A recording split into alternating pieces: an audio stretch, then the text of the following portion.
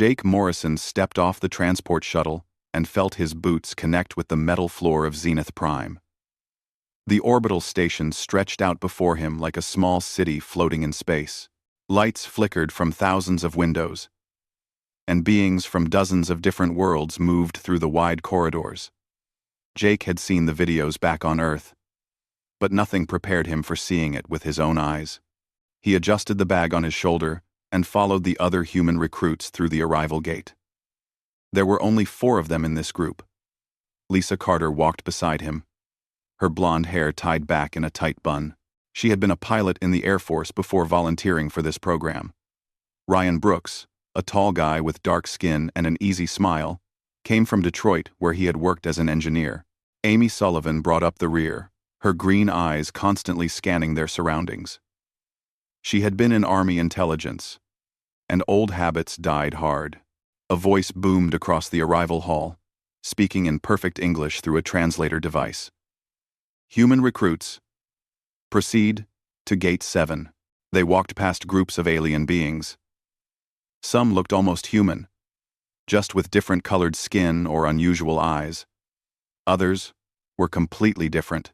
Jake saw a creature that looked like a giant bird with hands instead of wingtips. Another being seemed to be made of living crystal that refracted light into rainbow patterns. A group of reptilian soldiers stood near a weapons check station, their scales gleaming under the artificial lights. At Gate 7, a massive insectoid being waited for them. He stood nearly 8 feet tall, with 4 arms and a hard shell that looked like armor. His face had too many eyes, and his mouth moved in ways that seemed wrong. When he spoke, the translator on his chest turned his clicking sounds into words. I am Commander Vexus Thor. You are the latest human recruits to join the Galactic Defense Initiative. His tone suggested he was not impressed. Humans are new to space travel. Your species only achieved faster than light travel 3 years ago. Most species train for generations before they are ready to join us.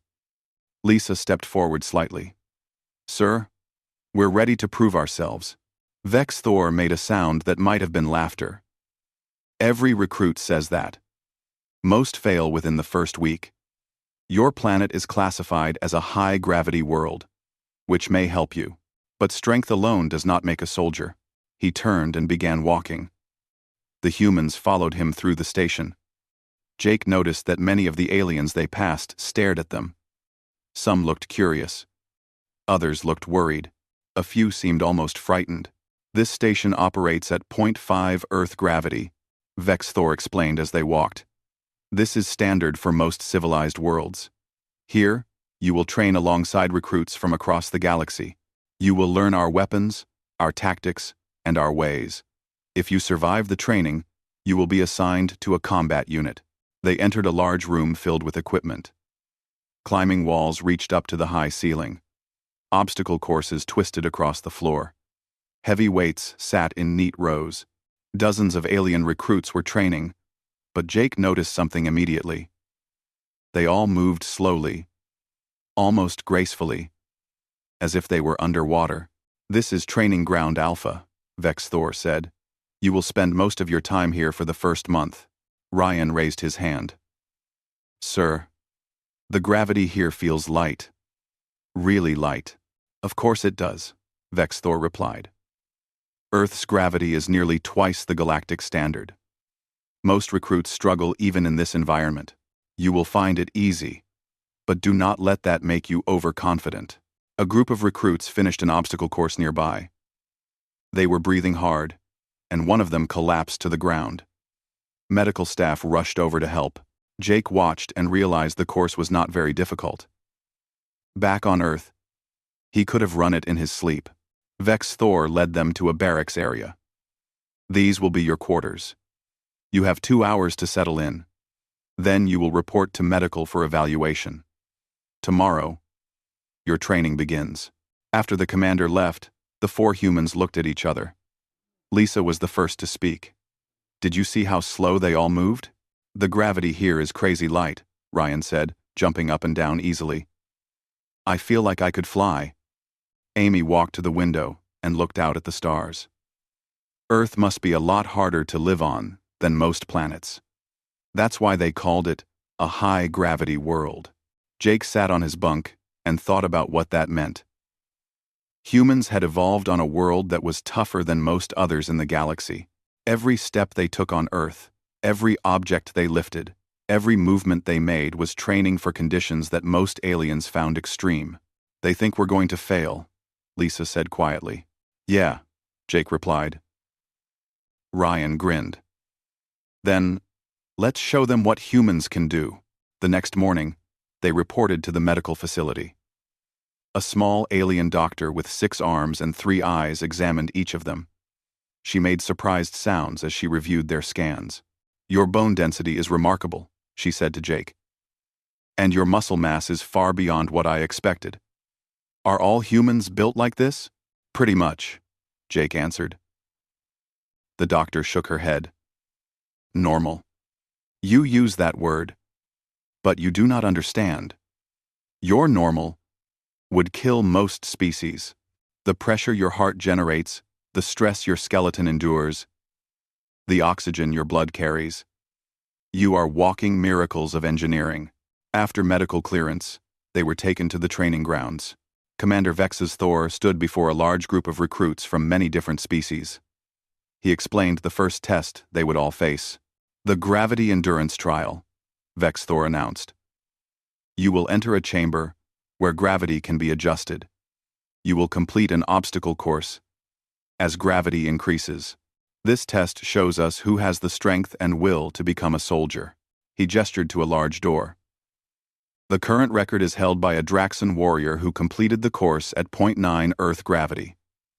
Most of you will not reach 0.7. Jake watched as the first recruits went in.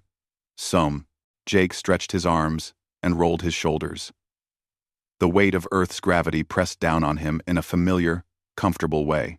Through the transparent wall of the chamber, he could see Commander Vex Thor and dozens of alien recruits watching him. They expected him to struggle. They expected him to fail. He started running. The obstacle course had walls to climb, bars to swing across, and heavy objects to lift and carry. Jake moved through it like he was back in basic training. His breathing increased, but stayed controlled. His muscles warmed up and found their rhythm. When he finished, he was sweating but not exhausted. Outside the chamber, the aliens were silent. Jake could see them looking at each other, confused. Vex Thor's many eyes blinked in what might have been surprise. The gravity increased. Jake felt the change immediately as the pressure grew stronger. The translator crackled to life. 1.5 Earth gravity, Vex Thor announced. "This is 50% above your normal environment." Jake took a moment to adjust. The extra weight pushed down on him, making each movement require more effort. But it was manageable. He had trained with weighted vests back on Earth that felt similar. He ran the course again, slower this time but still strong. More silence from outside. Some of the alien recruits pressed closer to the glass, trying to understand what they were seeing. A human operating at 1.5 gravity should be suffering. The medical staff had prepared emergency equipment, certain they would need to rush in and save him. But Jake just stood there, breathing hard but steady, waiting. Vex Thor leaned toward the control panel. Jake could not hear what the commander was saying, but he could see several other instructors arguing with him. The medical officer was shaking her head violently, but Vex Thor made a decision. 2 times Earth gravity, the translator announced. The weight hit Jake like a falling blanket. His knees bent slightly as his body took on twice the load it was designed for. Every muscle tensed. His heart pumped harder, pushing blood through his body against the increased pressure. For a moment, he thought he might actually fall. Then his body adapted. Humans were built to adapt. That was their greatest strength. Jake straightened up slowly, fighting against the crushing force. The watching aliens were no longer silent. They were making sounds of shock and disbelief. Some were speaking rapidly into communication devices. Others just stared. Jake looked at the obstacle course. At double gravity, every object weighed twice as much. Every movement required twice the energy. The climbing wall might as well have been a mountain, but he had come here to show what humans could do. He started moving. The first wall was the hardest. His arms shook as he pulled himself up, fighting gravity with every inch. His fingers ached as they gripped the holds. Sweat poured down his face, and his breathing came in hard gasps. But he made it to the top and dropped down the other side. The carrying section came next. He had to lift a weighted cylinder and carry it 20 meters. Under double gravity, the object felt impossibly heavy. Jake bent his knees, wrapped his arms around it, and lifted. His back screamed in protest. His legs trembled. But he walked, one step at a time, until he reached the marker. By the time he finished the course, his whole body was shaking with exhaustion. His vision blurred at the edges. But he had done it. He had completed the obstacle course at twice Earth gravity. Jake walked to the chamber door and looked out at Vex's Thor. The commander was completely still, all four of his arms hanging at his sides. The other instructors looked equally shocked. The alien recruits had backed away from the glass, their faces showing emotions Jake could not quite read. Then Jake smiled. It was a human expression, showing teeth in a way that many species found threatening. But he was not trying to threaten anyone. He was just feeling good, feeling that rush of accomplishment that came from pushing past limits. He pressed the communication button on the wall. His voice came through the speakers outside, slightly distorted but clear. "Make it 3, he said. "I'm just warming up." The command center erupted. Aliens shouted in languages Jake did not understand. The medical officer was frantically waving her 6 arms, clearly saying no. Vex Thor turned to face a group of senior instructors who had rushed over. Jake could not hear their argument, but he could see it. Some were pointing at him and shaking their heads. Others were checking data screens, probably looking at his medical readings. The debate went on for several minutes. Finally, Vex Thor turned back to the chamber. His voice came through the translator, slower than before. 3 times, Earth gravity is dangerous even for your species. Our medical team says you could suffer permanent damage. Broken bones. Internal bleeding. Organ failure. Jake kept smiling. I know the risks, sir. But I also know what humans can handle. We didn't come here to play it safe. Another pause. Then Vex Thor reached for the controls. If you collapse, we will extract you immediately. Do you understand? Yes, sir. The gravity increased again. This time, Jake did fall. The force was incredible, pressing down on him with 3 times the weight his body was meant to carry. He dropped to one knee, and his hands hit the floor. The pressure on his chest made it hard to breathe. His spine compressed, and he felt every vertebra grinding together. The medical officer was already moving toward the emergency entrance. The alien recruits watched in horror, certain they were about to see a human die. But Jake was not dying. He was angry. Angry at the gravity for trying to hold him down. Angry at everyone who thought humans were too weak. Angry at himself for falling in the first place. He used that anger, let it fuel his muscles and clear his mind. Slowly, inch by inch, Jake stood up.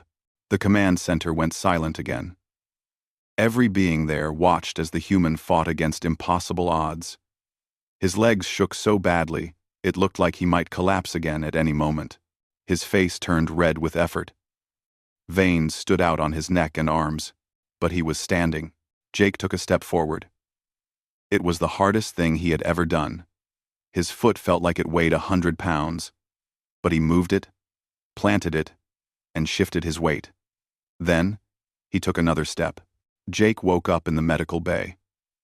White lights glowed softly above him, and the air smelled like antiseptic and something else he could not identify. The small doctor with 6 arms was scanning him with a device that hummed quietly. "Welcome back," she said. "You gave us quite a scare." Jake tried to sit up, but his whole body protested. Every muscle ached. His bones felt like someone had beaten them with hammers. "How long was I out?" 2 hours. Your body simply shut down from exhaustion. But the scans show no permanent damage. She paused, her 3 eyes blinking in sequence. I have been a doctor for 30 years. I have treated warriors from the strongest species in the galaxy. I have never seen anything like what you just did. Is that good or bad? Jake asked. I am not sure yet, she admitted. But you should know that Commander Vex Thor wants to see you as soon as you can walk. Jake slowly got out of the bed. His legs wobbled but held. He got dressed and made his way to the commander's office. Vex Thor sat behind a desk that looked too small for his large frame. The walls were covered with weapons and honors from different worlds. Sit, Vex Thor said, gesturing to a chair. Jake sat carefully. The commander studied him for a long moment before speaking. What you did today was foolish. It was dangerous. It violated several safety protocols. Vex, Thor leaned forward. It was also the most impressive thing I have seen in 20 years of training recruits. Thank you, sir. Do not thank me yet. Your little display has created problems. Every news service in the station wants to interview you. Scientists want to study you, and the other human recruits now think they need to match your performance. Jake had not thought about that. Are they trying the 3-gravity test? Lisa Carter insisted on attempting 2-gravity immediately after you collapsed. She completed the full obstacle course. Vex Thor made that clicking sound again. Ryan Brooks did the same. Amy Sullivan as well. Even in my species, the Krelthar, only our elite warriors can function at 2 times our natural gravity. You humans do it after less than a day of training. Earth is a tough world, sir. It makes us tough too. Yes, I am beginning to understand that. Vex Thor stood and walked to the window.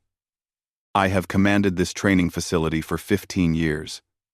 I have seen thousands of recruits, Avirath who can fly in 0 gravity, Zynthians who can survive direct energy blasts, Kelrathi who can breathe underwater for days. Every species has their advantages. But you humans, you have something different. What's that, sir? Stubbornness. The refusal to accept limits. You see an impossible task, and you smile. Vex Thor turned back to face him. The galaxy has been at peace for a long time. Most species have forgotten what real hardship feels like. They grow up in controlled environments with perfect conditions. But humans grew up on a world that tried to kill them every day. High gravity, extreme weather, dangerous predators. Your entire evolution was a battle. Everyone will have lever lime. Jake thought about Earth. About storms and earthquakes and all the ways his planet could be deadly. Vex Thor was right. Humanity had learned to survive by being tougher than their environment. I am changing your training schedule, Vex Thor said. You and the other humans will be moved to advanced combat training. You will also begin teaching other recruits about human training methods. If a species can adapt to even a fraction of your capabilities, they will be much better soldiers. We're still pretty new at this, sir. Are you sure we should be teaching? You have something the others need to learn. Not techniques or tactics, but attitude. The belief that limits are meant to be exceeded. Vex Thor returned to his desk. You are dismissed. Rest today. Tomorrow, your real training begins. Jake left the office and found his fellow humans waiting in the corridor. Lisa looked excited. Ryan was grinning, and Amy gave him a small nod of approval. You crazy man, Lisa said, punching his arm lightly. 3 times gravity? We all thought you were going to die in there. I thought I was going to die too, Jake admitted, but it worked out. The whole station is talking about us, Ryan said. I went to the cafeteria, and aliens kept coming up to ask questions. They want to know what we eat, how we train, everything about Earth. Amy pulled out a data pad. I have been reading about galactic military history. Most species never faced serious threats. They developed space travel and joined the initiative without ever fighting major wars. Humans have thousands of years of constant warfare. They walked through the station, and Jake noticed the changed atmosphere. Aliens no longer stared at them with suspicion or doubt. Now, they looked at the humans with something like respect, or maybe fear. Jake was not sure which. In the training area, they found other recruits working out. A bird-like avirath named Chirik was struggling with weight training. Her hollow bones and light frame made her fast and agile, but strength training was almost impossible. Jake approached her. "Need some help?" Chirik looked startled. "I do not think I can train like humans do. My body is not built for heavy weights." "Maybe not, but that does not mean you cannot get stronger. Just in a different way." Jake thought about what he knew about bird anatomy from school. You have muscles for flight, right? Those need to be trained with different methods. Resistance bands instead of weights. Repetitions instead of heavy lifting. He showed her some exercises that worked with her physiology instead of against it. Other recruits gathered around to watch. Soon, Jake was explaining human training concepts to a whole group. "On Earth, we have a saying," Jake told them. "Work smarter, not harder. You need to understand your own body and train it the right way. Copying what others do won't help if your body works differently." A Draxan warrior named Krell spoke up. "But you humans train with such extreme methods. The gravity chamber, the heavy weights. How can we learn from that?" "You can learn the principle behind it," Lisa answered. "We push ourselves past what is comfortable. That is what makes you stronger. Not the specific exercise, but the willingness to challenge yourself." Over the next few weeks, the humans became informal instructors. They trained alongside the other recruits, but also shared their knowledge. Jake worked with Chirik on developing a flight-based combat style that used her natural advantages. Ryan helped redesign equipment to work better for different species. Amy taught tactical concepts from human military history that amazed the alien recruits with their creativity and ruthlessness. Commander Vex Thor watched all of this with approval. He had expected humans to be good soldiers. He had not expected them to be good teachers. One day, a Xinthian recruit named Prism asked Jake a question. "Do humans ever feel fear? You all seem so confident, so willing to take risks." Jake laughed. "We feel fear all the time. I was terrified in that gravity chamber. But being brave does not mean you are not scared. It means you do it anyway." "Why?" Prism asked. "Why push yourself when you are afraid? Because that is how you grow. That is how you become better." 6 weeks into training, the alarm woke everyone at 3 in the morning station time. Red lights flashed in the barracks, and an automated voice announced a priority alert. Jake jumped out of bed, his body moving on instinct from years of military training. The humans gathered in the corridor, along with alien recruits who looked confused and frightened. Most of them had never experienced a real emergency before. For them, training was just an interesting challenge. But Jake could see in their faces that reality was suddenly becoming very real. Commander Vex Thor appeared on view screens throughout the station. "All personnel. We have received a distress call from mining colony Theta on planet Gravitas 4. The colony is under attack by Scourge raiders. Approximately 200 civilians are trapped underground. Standard rescue protocols cannot be implemented. C-100. In C-100. C-100 C-100 C-100. C-100 C-100 C-100 C-100 C-100 C-100. C-100 C-100 C-100 C-100 C-100 C-100 C-100. Lisa turned to Jake. "Why not standard protocols?" An instructor nearby answered. "Gravitas 4 has 2.3 Earth gravity. Most species cannot operate there, even with assistance equipment. Powered exoskeletons help, but they are too slow for combat situations." Jake understood immediately. The colony was on a high-gravity world. The same conditions that made humans struggle in training would make most aliens nearly helpless. But for humans, 2.3 times Earth gravity was challenging, but manageable. Vex Thor continued his announcement. "I am forming an emergency response team. Jake Morrison, Lisa Carter, Ryan Brooks, Amy Sullivan. Report to Briefing Room 7 immediately. The four humans looked at each other. They had barely finished 6 weeks of training. They were not ready for a real mission. But ready or not, people needed help. They ran to the briefing room where Vex Thor waited with 2 other humans Jake had not met before. A man with short black hair introduced himself as Dan Porter, a medic from Arizona. The woman next to him was Kate Bennett, a communications specialist from Maine. These are the only humans currently at this facility, Vex Thor explained. I am sending all of you to Gravitas 4 because you are the only ones who can operate effectively in those conditions. The mission is simple. Extract the colonists and neutralize the Scourge Raiders. A holographic display showed the planet and the colony layout. The mining facility was built into a cliff face, with tunnels extending deep underground. The Scourge had landed ships at the surface and were working their way down through the complex. The Scourge are pirates who prey on weak targets, Vex Thor said. They typically use light, fast-moving raiders because most defensive forces cannot match their speed. They are not expecting serious resistance on a high-gravity world. Amy studied the tactical display. How many raiders? Unknown. Estimates suggest between 30 and 50.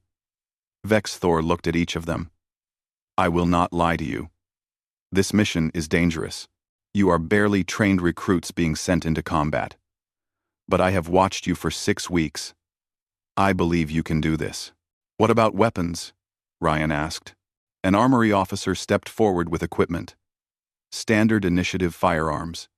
They are designed for low-gravity species, so they will feel light to you. We also have explosive charges, medical supplies, and communication gear. Jake picked up one of the weapons. It felt like a toy in his hands. Too light and too small. But he checked the mechanism and found it was well made. It would work. They had 30 minutes to prepare before departure. Jake used the time to review the mission files and plan with his team. Amy took charge of tactical planning, her intelligence background making her the natural choice.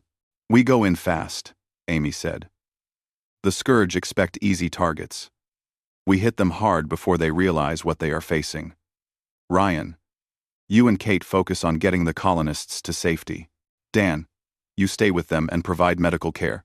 Jake, Lisa, and I will handle the raiders. The shuttle ride to Gravitas 4 took 2 hours. The pilot, an Avirath named Whisper, had to be strapped into a special harness to survive the trip. She would stay with the ship while the humans went into the colony. As they descended through the atmosphere, Jake felt the gravity increase. The shuttle shook and rattled, fighting against the heavy pull of the planet. When they landed 3 kilometers from the colony, everyone felt the weight. Whisper collapsed in her seat, barely able to move. Stay with the ship, Jake told her.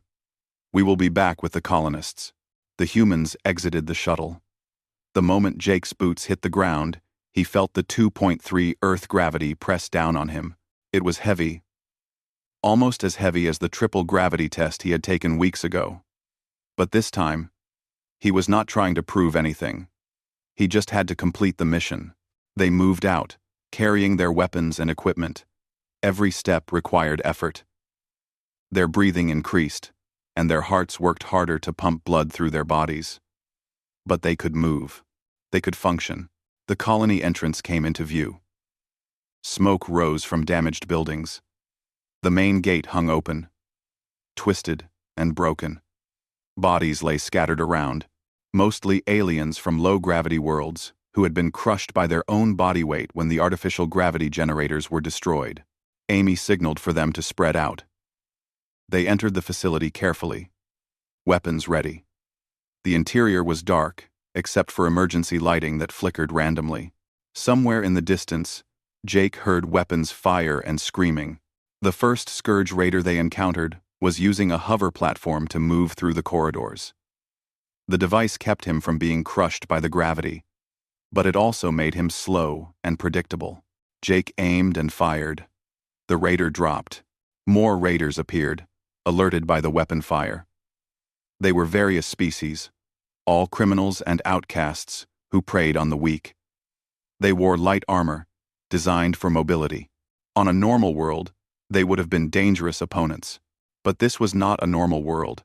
The humans moved through the facility with practiced efficiency. Their training on Earth, where every movement was made under higher gravity, gave them an advantage here. They could react faster, aim better, and fight harder than the raiders expected. Lisa took a position at an intersection and provided cover fire. Ryan and Kate found the first group of trapped colonists and began leading them toward the exit. Dan stayed close, checking each civilian for injuries. Jake and Amy pushed deeper into the complex. The layout was confusing, with tunnels branching in multiple directions. But Amy had memorized the facility map and guided them through the maze. They found 20 colonists trapped behind a collapsed doorway. Ryan came back to help move the debris. Under the high gravity, each piece of rubble weighed far more than normal. But the humans worked together, lifting and clearing until the colonists could escape.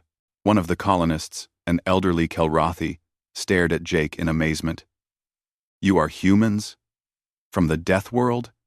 I thought such beings were myths." "We're real," Jake said. "Now let's get you out of here." The battle continued for hours. The Scourge sent more raiders, but each group met the same fate. Human weapons training, developed on Earth where gravity affected bullet traj. The Scourge commander was a Draxon, larger than most of his species. His scales were dark red, almost black, and covered in scars from countless battles. He stood in a powered exoskeleton that helped him move in the heavy gravity. But even with the mechanical assistance, he looked uncomfortable. "Humans," he said, his voice deep and rough. "I have heard stories about your kind. I did not believe them until today." Behind him, 3 more raiders guarded the colonists. They all wore exoskeletons and carried heavy weapons. Jake quickly counted the civilians. 15 of them, mostly Avarath and Kelrathi. They looked terrified. "Let them go," Jake said. "Your fight is with us, not them." The commander laughed, a harsh sound that echoed in the confined space. "My fight is with anyone who has something I want. These colonists have mining equipment and supplies. That makes them my targets." 1. "You're trapped here," Amy pointed out. "Most of your raiders are dead or fled. The Defense Initiative will send reinforcements. You cannot win. Perhaps not. But I can make you pay for your interference."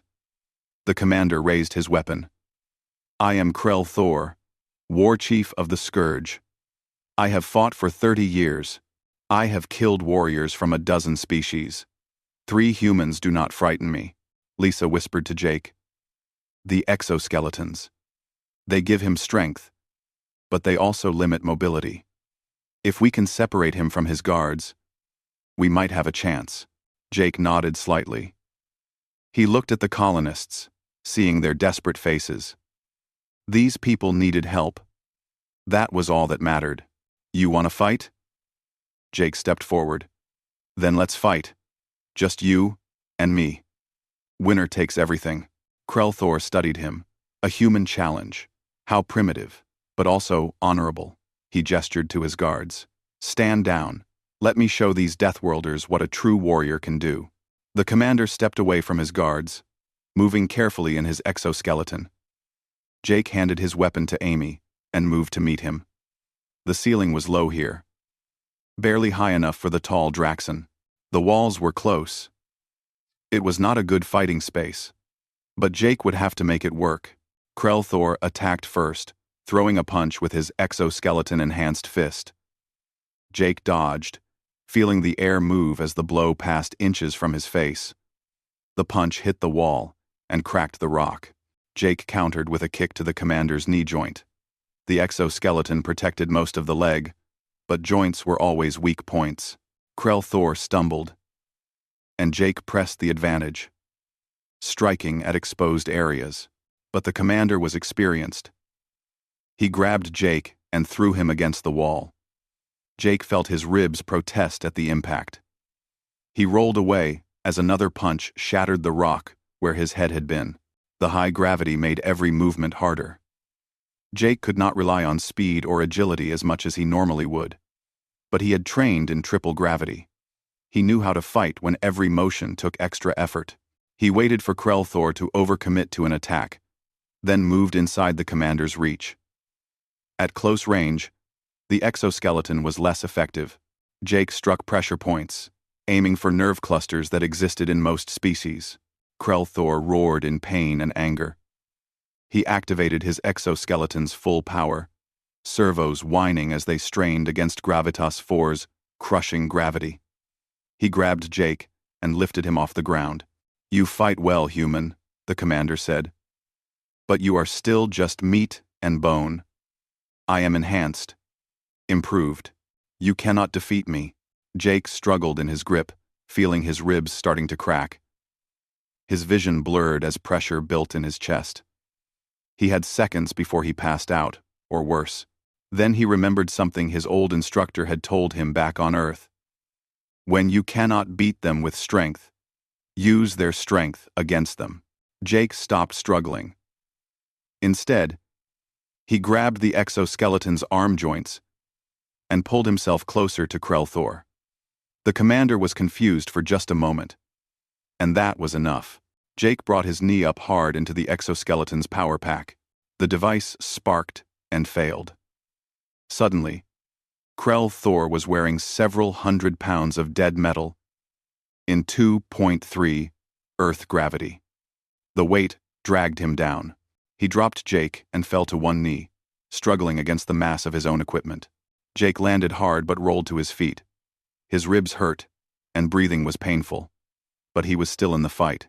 Krell tried to remove the exoskeleton, but the emergency releases had been damaged in the impact. He was trapped inside a metal prison, unable to move effectively. Jake could have finished him there. But that was not the human way. Not when the enemy was helpless. "Surrender," Jake said. "Tell your raiders to stand down. No more people need to die. Today." The commander looked at him with something like respect. "You could kill me. Why do you not?" "Because I'm not a pirate. I'm a soldier. There is a difference." Krell nodded slowly. He activated his communication device and gave the order. His remaining raiders were to cease fire and surrender. The battle was over. Amy and Lisa secured the Scourge guards, while Jake helped the colonists to safety. They made their way back through the facility, now quiet, except for the groaning of damaged structures. Outside, they found Ryan and Kate with the majority of the colonists. Dan was treating wounded civilians, his medical supplies running low but his determination unwavering. He looked up as Jake approached. "Everyone is stable. We lost 3 colonists before we arrived, but everyone else will survive." The shuttle was overcrowded as they loaded nearly 200 colonists aboard. Whisper, the Avirith pilot, had managed to contact the Defense Initiative and report their success.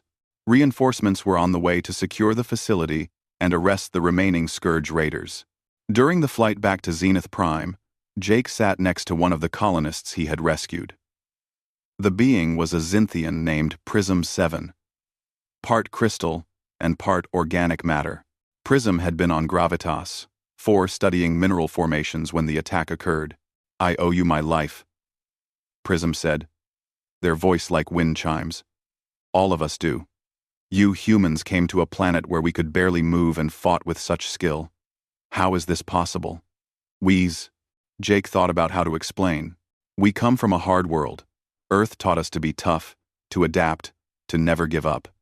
When you grow up in those conditions, places like Gravitas 4 are just another challenge. But you are so new to the galaxy. Your species only just achieved space travel. Yet you fight like veterans. Humans have been fighting for thousands of years," Jake said quietly. "We fought each other. We fought our environment. We fought to survive every single day. By the time we reached space, we had a lot of practice." Prism was silent for a moment. "The galaxy has been peaceful for so long. Many species have forgotten what hardship means. Perhaps that is why we need species like yours. To remember, for us. When they arrived at Zenith Prime, they found Commander Vex Thor waiting with a crowd of officers and recruits. The humans disembarked to find themselves surrounded by beings from dozens of worlds, all wanting to see the team that had accomplished the impossible. Vex's Thor stood before them, his forearms crossed in a gesture Jake had learned meant approval. You were sent on an emergency mission, with minimal training. You face 3 months after the Gravitas 4 mission. Jake stood in the gravity chamber again. But this time, he was not alone. 20 new human recruits watched him from outside the transparent walls, their faces showing the same mixture of nervousness and determination he remembered feeling. Commander Vex Thor stood beside him, no longer the skeptical instructor, but a trusted mentor. The relationship between humans and the Galactic Defense Initiative had changed dramatically in those 3 months. Show them what they will be expected to do, Vex Thor said. Jake nodded and stepped into the chamber. The gravity increased to 2 Earth standard, and he ran through the obstacle course, not struggling or barely surviving like before, but moving with confidence and control. He had trained at double gravity so many times now that it felt almost natural. When he finished, the new recruits were silent. One of them, a young woman named Kelly Martinez from California, raised her hand. Sir, will we all be able to do that? Eventually, Jake said. I could not do it when I first arrived. Training made the difference. Your bodies will adapt if you push them. The training session continued with Vex Thor explaining the program. The new humans would follow an accelerated path based on what Jake and his team had proven. Earth was producing soldiers faster than any other world in the initiative. After the session, Jake walked with Vex Thor through the station. Things had changed everywhere he looked. Mixed training groups worked together, humans teaching alien recruits while learning from them in return. The cafeteria served Earth food alongside dishes from dozens of worlds. Equipment had been redesigned to accommodate different species. The Council has made a decision, Vex Thor said as they walked. They are formally creating a new branch of the Defense Initiative. The High Gravity Response Team, composed primarily of humans and other Deathworld species. How many Deathworld species are there? Jake asked. Including humans, we have identified 7. Most are primitive, not yet ready for space travel. But one other species has been contacted. They call themselves the Krogath, from a planet with 2.8 Earth gravity. They are sending recruits to train alongside humans. Jake felt excited about that. Meeting another species from a tough world would be interesting. When do they arrive? 8. Next month. We are also establishing training facilities on Earth itself. Other species want to learn from humanity, to understand how to develop that same resilience. They reached the Memorial Plaza, a quiet area with monuments honoring fallen soldiers from across the galaxy. A new section had been added recently, dedicated to the Gravitas 4 mission. 3 names were carved there. The colonists, who had died before the rescue team arrived. I think about them sometimes, Jake said quietly. The ones we could not save. That is good. It means you understand the weight of this responsibility. Vex Thor placed one of his 4 hands on Jake's shoulder. Perfect soldiers do not exist. We can only do our best and learn from what we could not prevent. Lisa Carter found them there a few minutes later.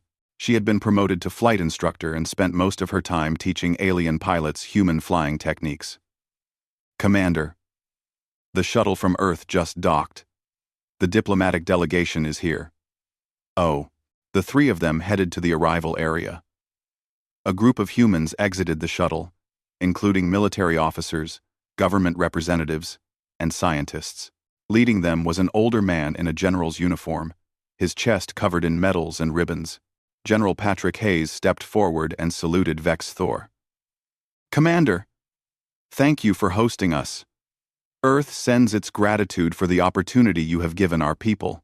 Vex Thor returned the gesture in his own way. Your species has proven themselves valuable members of our initiative. We are honored to have them. The delegation began a tour of the facility. Jake and Lisa were asked to accompany them, answering questions about their training and experiences. The scientists were particularly interested in the gravity chambers and how they had affected human development. One scientist, a woman named Dr. Helen Cruz, asked Jake detailed questions about his triple gravity test. The medical data suggests you should have suffered permanent damage, but you recovered fully. How? I do not know the science, Jake admitted. I just knew I had to push through. Maybe humans are built to recover from extreme stress. That seems to be the case. Your species has redundant systems, overbuilt structures, and remarkable healing capabilities. Earth shaped you into natural survivors. Dr. Cruz made notes on her device. We are learning so much from studying human soldiers. It may help us understand human limitations better back home. The tour continued to the training grounds where human and alien recruits worked together. General Hayes watched a sparring match between Ryan Brooks and a Draxan warrior. Ryan was smaller and lighter, but his speed and technique let him hold his own against the larger opponent. Remarkable, the general said. Our people are thriving here. They are good soldiers, Vex Thor agreed. But more than that, they are good teachers. They share knowledge freely and help other species improve. This is rare in the galaxy. Most species guard their advantages jealously. Amy Sullivan joined them, now wearing the insignia of a tactical planning officer. General, Commander, we have completed the assessment you requested. The proposal for Earth-based training facilities is viable. We have identified 3 suitable locations on 3 different continents. General Hayes nodded. Excellent. The governments of Earth are prepared to host alien recruits. It will be strange, having beings from other worlds training on our planet, but if they want to learn what makes humans tough, there is no better place. That evening, there was a formal dinner celebrating the partnership between Earth and the Galactic Defense Initiative.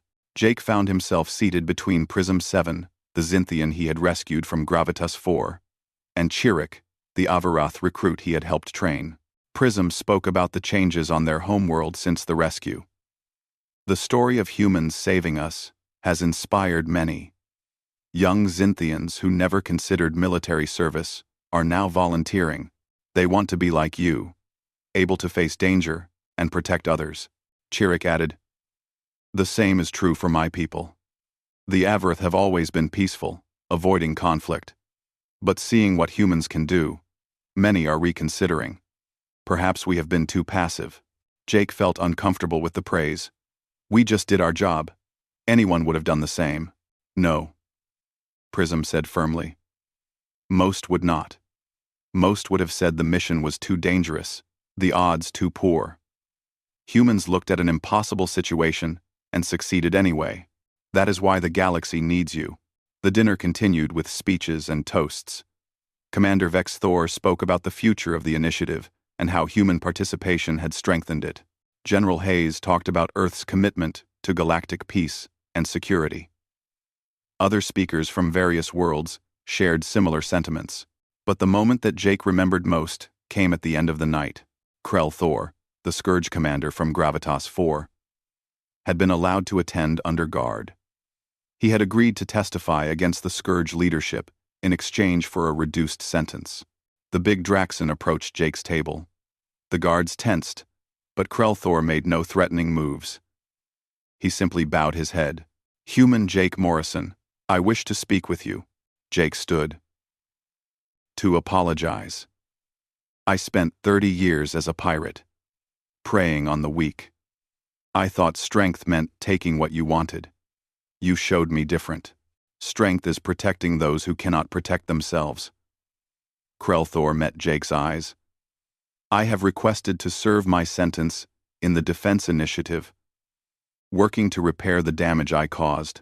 Perhaps I can learn to be a better warrior, a better being. Jake thought about that. About second chances and redemption. If you are serious, then I respect that. It takes courage to admit you were wrong. I learned courage from you. When I was trapped in my broken exoskeleton, you could have killed me. You chose mercy instead. That choice changed my life. After Krell Thor left, Amy leaned over. You know that story is spreading across the galaxy, right? The human who defeated a Scourge commander and then spared his life. They are calling you merciful and deadly in the same breath.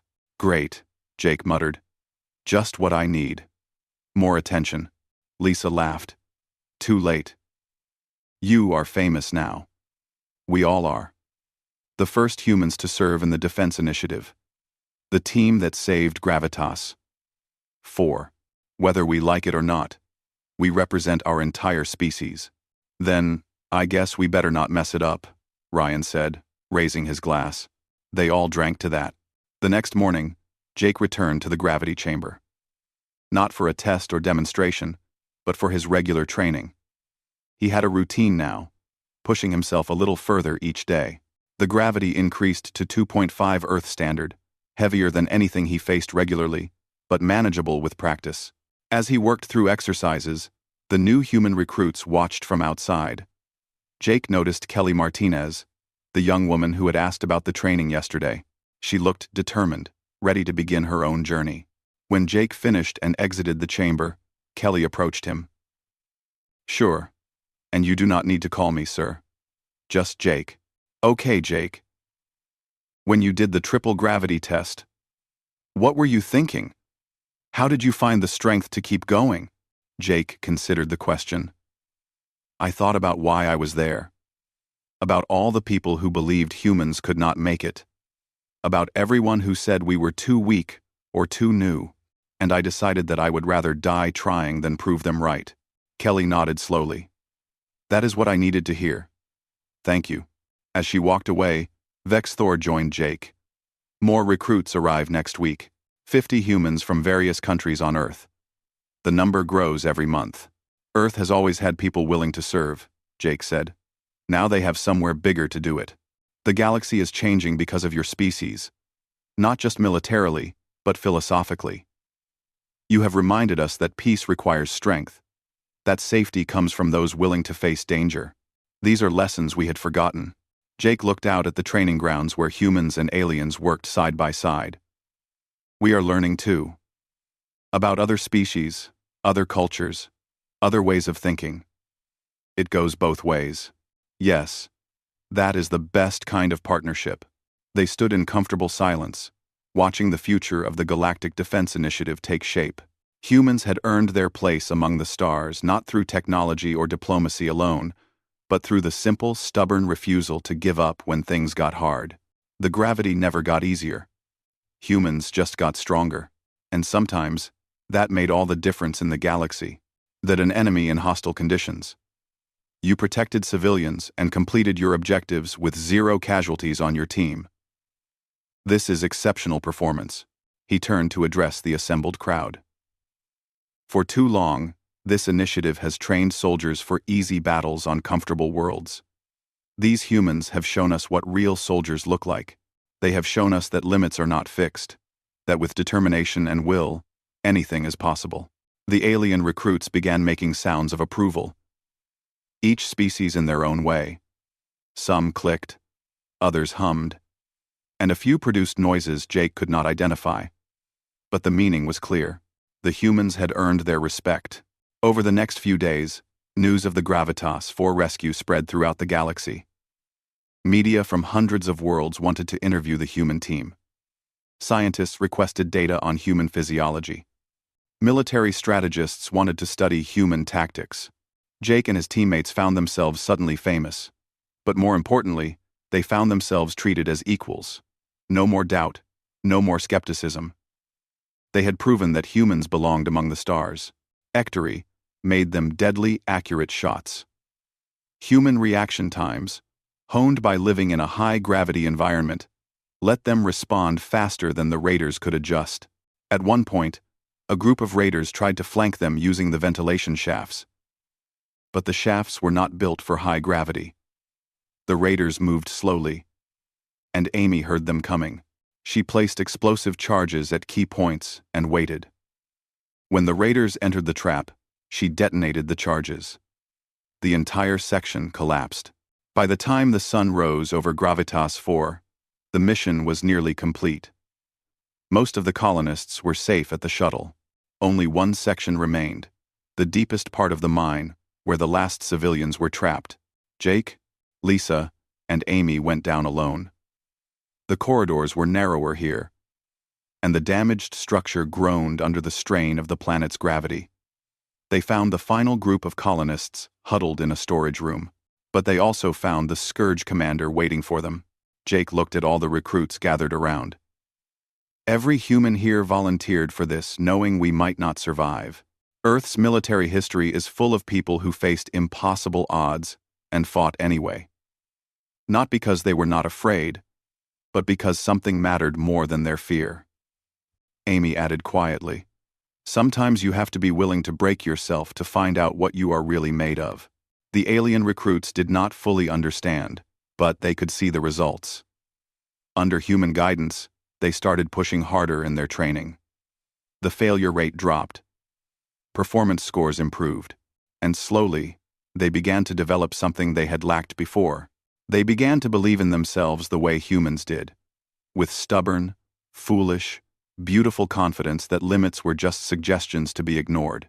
The aliens were witnessing something they had thought impossible. A being operating at 3 times their natural gravity. Moving, functioning, not just surviving but remaining conscious and aware. Jake looked at the obstacle course. He knew he could not run it, but he had to try something. He walked to the climbing wall and put his hands on the holds. The medical officer was shouting something, begging him to stop. He pulled himself up one hold. His arms felt like they would tear from his shoulders. He moved one hand higher, then pulled again. 3 holds, 4, 5. His whole body screamed for him to stop, to give up, to just let the gravity win. But humans did not give up.